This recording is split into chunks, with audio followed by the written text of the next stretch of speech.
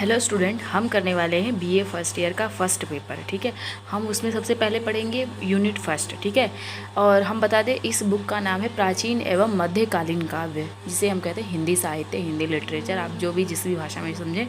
पर हम इसमें यूनिट फर्स्ट में सबसे पहले हम पढ़ेंगे कबीरदास। और हम इस कबीरदास पढ़ने से पहले ये बता दें कि यूनिट फर्स्ट में हम क्या क्या पढ़ने वाले हैं। कबीरदास तो पढ़ेंगे कबीरदास के पद, सूरदास, तुलसीदास का अयोध्या कांड, और तुलसीदास का एक कवितावली है उत्तरकांड, वो भी पढ़ेंगे हम। ठीक, तो सबसे पहले हम शुरू करते हैं कबीरदास। कबीरदास का जो पहली 2 लाइनें हैं ये आप ध्यान से सुनिए। सतगुरु की महिमा अनंत है, अनंत किया उपकार, लोचन अनंत उघाड़िया, अनंत दिखावन हार।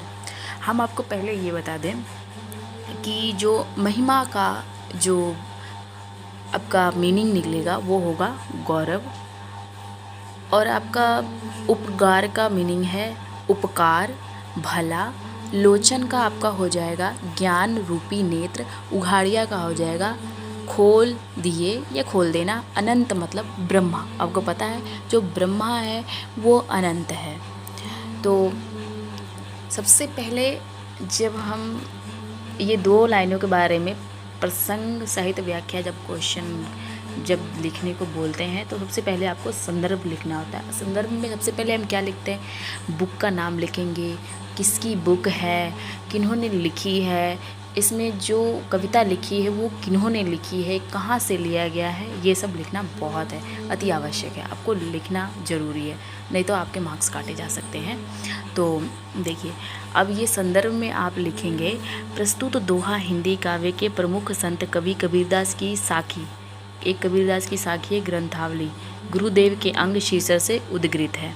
देखिए, हमने इसमें वही लिखा है कि प्रस्तुत दोहा जो है हिंदी काव्य के प्रमुख संत। अब हिंदी काव्य के पता है संत कौन है, कबीरदास एक संत थे, आपको पता होगा।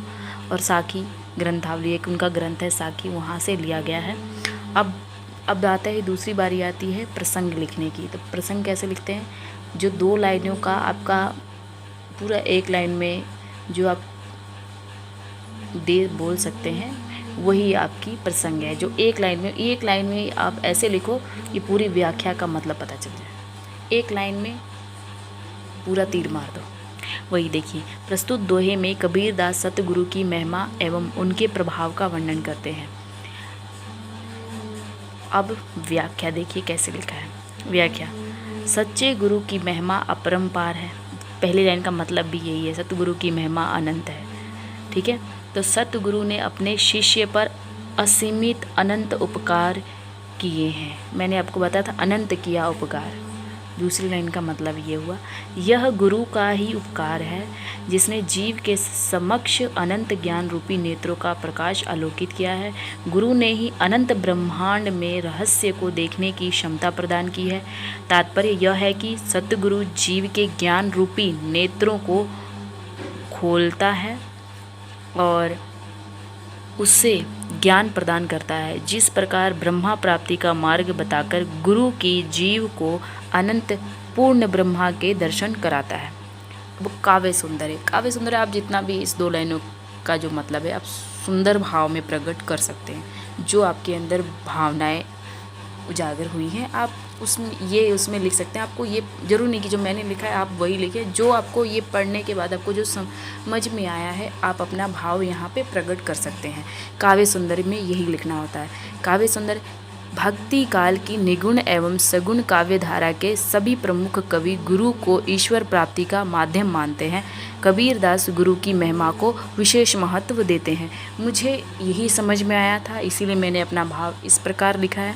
आप भी पढ़ने के बाद जैसा आपको भाव लगे आप वैसा लिख सकते हैं।